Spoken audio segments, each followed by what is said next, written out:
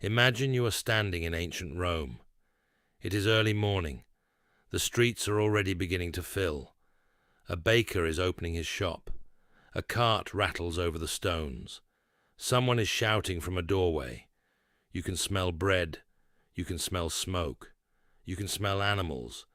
And then, quite suddenly, you realize something. You need to use the toilet. There is only one problem. You are in ancient Rome. There is no bathroom in your apartment. There is no toilet paper in your pocket. There is no private bathroom waiting behind a clean white door. Instead, somewhere in this enormous city, you need to find somewhere to go. And when you finally find a public latrine, you discover something even stranger.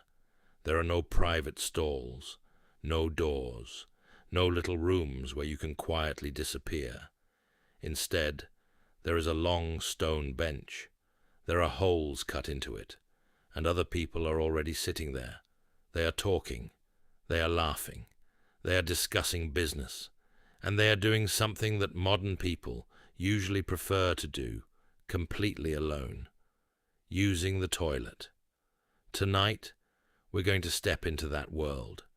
We'll follow an ordinary Roman through the streets, into his home, toward the public latrine, and eventually into the strange system that kept Roman cities functioning. We'll look at chamber pots, public toilets, sewers, running water, toilet habits, the famous sponge on a stick, what wealthy Romans did differently, what poor Romans had to deal with, and perhaps most importantly, what it actually felt like to need the toilet in ancient Rome. So get comfortable, lower the lights, let the modern world become quiet for a while, and imagine that tomorrow morning you will wake up as a Roman. Before we begin, if you enjoy slow journeys into strange corners of history, like the video and subscribe to Boring History for Sleep. Now, let's begin. Morning arrives slowly in Rome. The sky is pale. The rooftops are still dark. Somewhere in the distance, a rooster begins making an unnecessarily confident announcement about the beginning of another day. Inside a small Roman apartment, you wake. Your room is simple. The walls are plastered. The floor is hard. Your bed is little more than a wooden frame with blankets and fabric laid over it. There is no bathroom. There is no porcelain toilet. There is no shower. There is no sink with warm running water waiting for you. But there is something beside the bed, a chamber pot. It is an ordinary object, and for many Romans, it is one of the most useful objects in the house. Because when you live several floors above the street, going outside every time you need the toilet is not particularly convenient, especially at night, especially when your apartment is several flights above the ground, especially when the stairway is narrow, dark, and shared with everyone else in the building. So the chamber pot is there, quietly waiting. It might be made from pottery.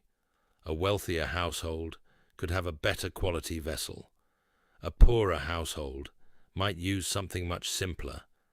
And when morning comes, the contents need to go somewhere. This is where Roman sanitation becomes interesting, because ancient Rome was not simply a filthy city where everyone threw everything into the street. That popular image is too simple. Rome actually had an impressive sanitation infrastructure. There were sewers, there were public latrines, there were fountains, there were drainage systems, and enormous quantities of water moved through the city. The famous Cloaca Maxima was one of Rome's great drainage structures. It began centuries before the Roman Empire and was repeatedly modified and expanded. Eventually, it became part of a huge system carrying wastewater away from parts of the city. But infrastructure did not mean that every Roman lived in perfect cleanliness. Far from it. Rome was enormous, crowded, busy, and difficult to keep clean. The city contained wealthy houses, apartment blocks, workshops, markets, animals, food stalls, bathhouses, temples, public buildings, and thousands upon thousands of people, all producing waste, every single day. So you get dressed, you step outside, and begin looking for somewhere to go. The Roman street is already awake. People move around you. A merchant carries a basket. A donkey refuses to cooperate with its owner. A cart squeezes through a narrow space between buildings. Someone is carrying vegetables. Someone else is carrying water. A child runs across the street. And somewhere nearby, someone is arguing about money. Rome is loud. Even early in the morning, you walk through the streets, and then you see it. A public latrine. It is useful. The building may be attached to another structure. It may be relatively plain. Inside is a long bench, and that bench is the important part, because the Roman public latrine is very different from the modern bathroom. You enter, you look around, and realize there are other people already sitting there, not separated by walls, not protected by individual doors, just sitting beside each other, a row of holes, a row of people, and conversation. This is perhaps one of the strangest parts of Roman toilet culture for a modern visitor. The toilet was not always treated as an intensely private experience. For Romans, social life happened everywhere. At the baths, in markets, in streets, at fountains, in dining rooms, and sometimes in the latrine. People could talk while they waited. They could gossip. They could discuss business. They could complain about politics. They could simply sit and talk. The toilet could become another social space. And for you, standing at the entrance for the first time, it would probably feel extremely strange. You might look for a private stall. There isn't one. You might look for a door. There isn't one. You might decide to leave. But then you remember why you came. So you take a seat. The stone is cold. The bench is hard. There is a hole beneath you. And beneath the holes is the drainage system. Some public latrines were connected to running water or channels that helped carry waste away. This is one of the things that makes Roman sanitation so fascinating. The Romans understood that moving water could carry waste away. They used aqueducts to bring enormous quantities of water into cities. Some of that water eventually made its way through fountains, baths, and other public facilities. The latrine could be connected to the broader drainage system. But this did not mean everything disappeared magically. Rome still had waste, lots of it, and the systems required maintenance. Some latrines were better designed than others. Some were cleaner than others. Some probably smelled considerably worse than others. And Rome's sanitation system changed over time. It wasn't one giant standardized Roman toilet design. Different cities, different buildings, different periods, different levels of wealth, different solutions. But the basic idea remained surprisingly recognizable.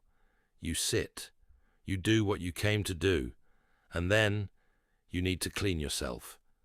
This is where modern imagination often becomes fascinated by the Roman tersorium. The tersorium is often described as a sponge attached to a stick. Ancient sources mention a sponge and a stick in connection with toilet use, and archaeological evidence includes objects that may have been associated with such practices. But historians debate exactly how these objects were used. So we should be careful.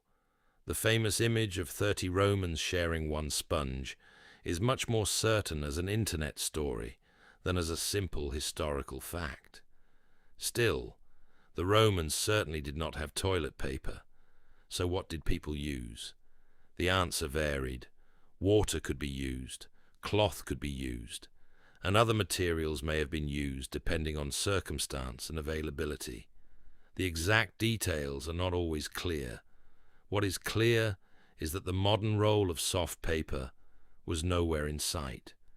Imagine seeing the tersorium for the first time. It looks almost absurdly simple. A stick, a sponge, water, and yet something so ordinary tells us a great deal about Roman life. The Romans were practical. They built enormous roads. They engineered aqueducts. They constructed bridges. They developed sophisticated heating systems. And when it came to something as ordinary as cleaning yourself after using the toilet, they developed practical solutions too. The sponge could absorb water. It could be rinsed. It could potentially be reused. But exactly how communal these objects were is uncertain. And this is an important lesson about ancient history. We often imagine history as a collection of definite answers, but sometimes the evidence is incomplete. An object survives. A writer mentions something. An archaeological site provides another clue, and historians try to reconstruct the most reasonable explanation. So rather than imagining every Roman latrine as a perfectly organized row of people sharing one sponge, it is safer to imagine a variety of practices. Some people probably had access to water, some had cloth, some may have used sponge-based implements, others may have had their own arrangements. The important thing is simply this: toilet paper did not exist, and nobody was expecting it to. Now imagine you are wealthy, very wealthy. Your experience is different. You live in a large Roman house.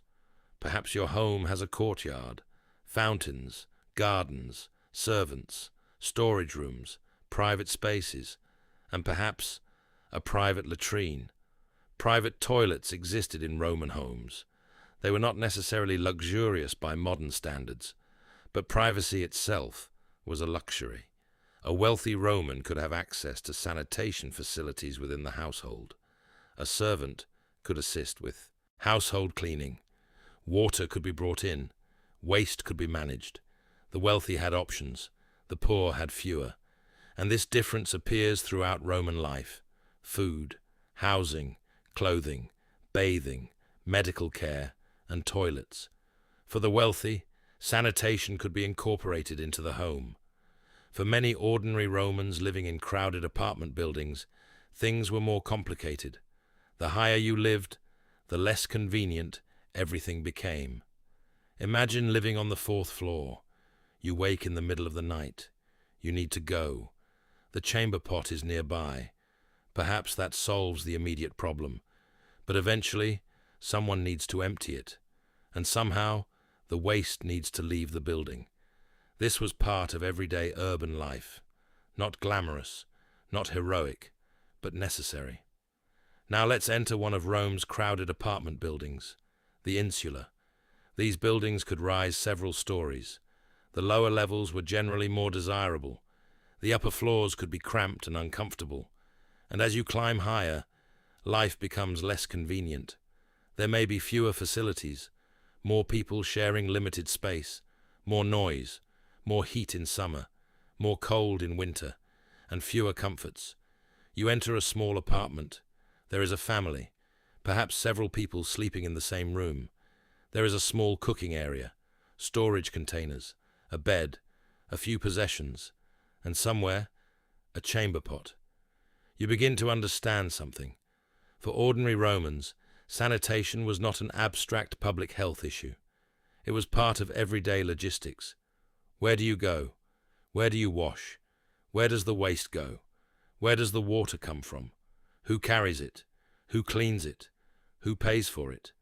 The answers depend on how much money you have. But there is one place where Rome becomes surprisingly sophisticated: the public bath. If you have ever imagined ancient Romans as people who simply avoided washing, forget that image. Roman bath culture was enormous. Bathhouses could contain pools, changing rooms, exercise areas, hot rooms, warm rooms, cold rooms, and social spaces. Bathing was not simply about getting clean. It was entertainment, exercise, relaxation, socializing, and sometimes business. A Roman could spend hours at the baths. You might arrive dirty from the street. You might exercise, then wash, then move between rooms of different temperatures. The bathhouse could become one of the centers of daily life, and this creates a strange contrast.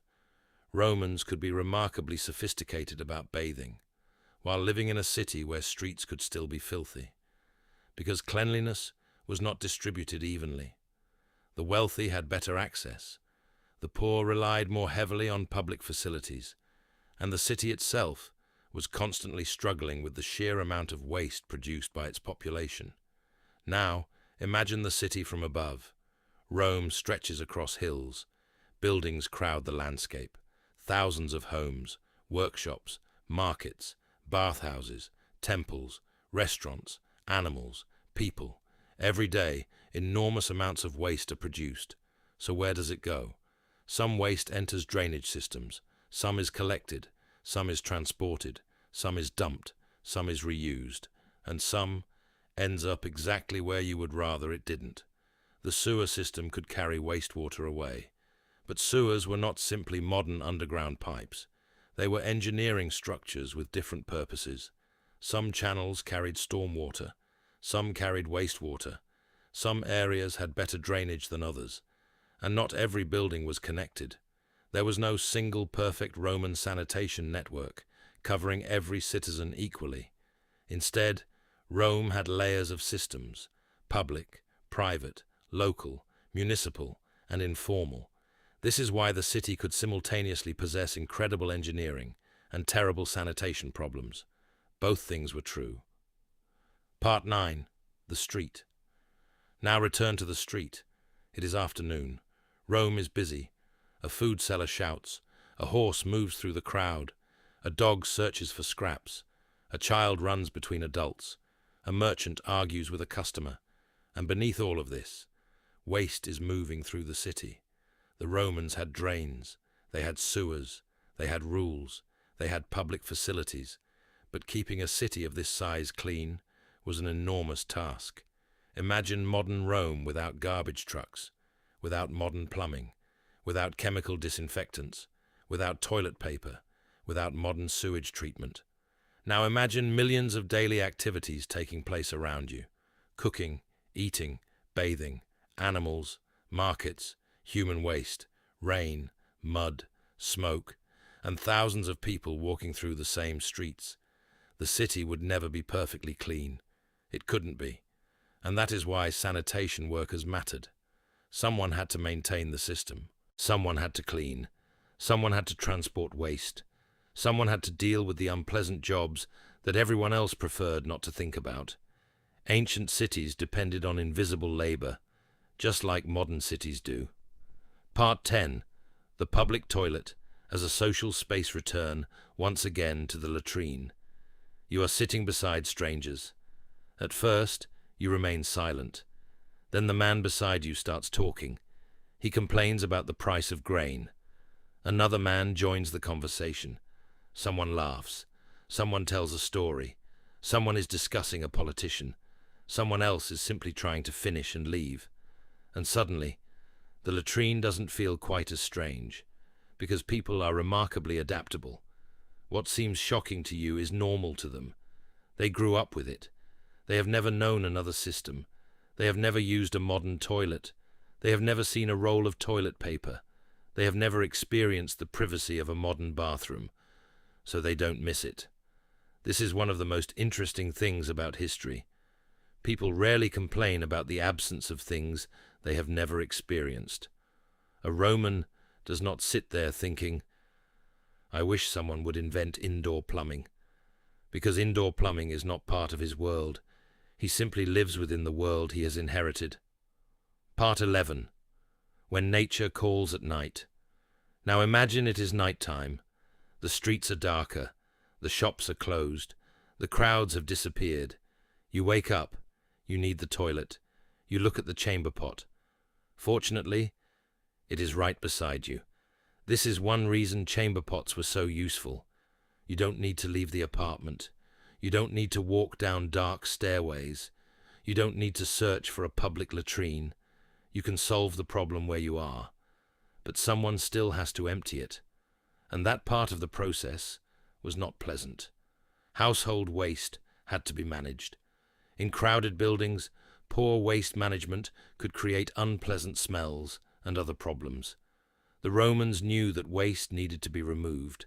They didn't understand bacteria and germs the way modern medicine does, but they understood something much simpler. Rotting waste smelled bad.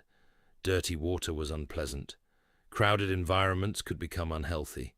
So sanitation wasn't simply about comfort.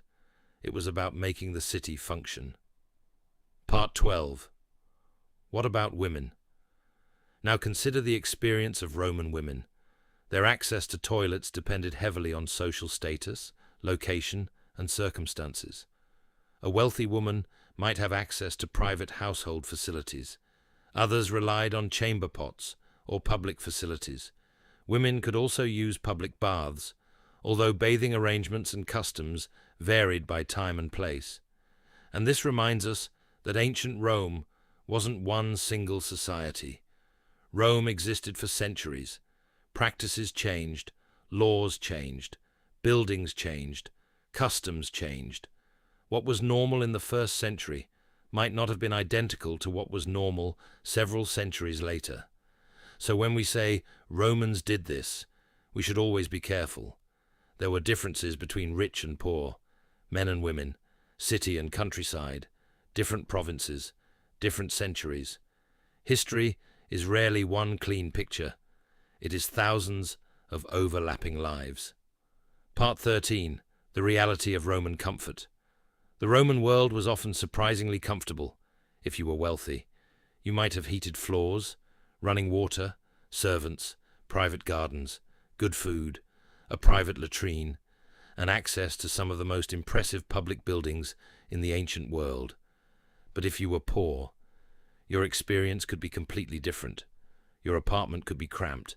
Your street could be noisy. Your water might come from a public fountain. Your toilet might be a chamber pot. Your bath might depend on public facilities. Your sanitation might depend on systems you had no control over. And this is the pattern we see again and again in Roman life. The empire could build extraordinary things, but those extraordinary things did not necessarily mean ordinary people lived extraordinary lives. A magnificent aqueduct could bring water into the city, while a poor family still lived in a tiny apartment. A huge public bath could welcome thousands, while a worker returned to a cramped room at night. A sophisticated sewer could run beneath the streets, while waste still accumulated above them. Ancient Rome contained contradictions everywhere. Part 14. The last visit. It is evening now. You have spent the day walking through Rome. Your feet hurt. Your clothes smell of smoke. The streets are quieter. You return home. The apartment is dim. A small lamp burns. Someone is preparing food. Someone else is already sleeping. And beside the bed, there is the chamber pot. You look at it differently now. Earlier, it seemed strange. Now you understand what it represents. Not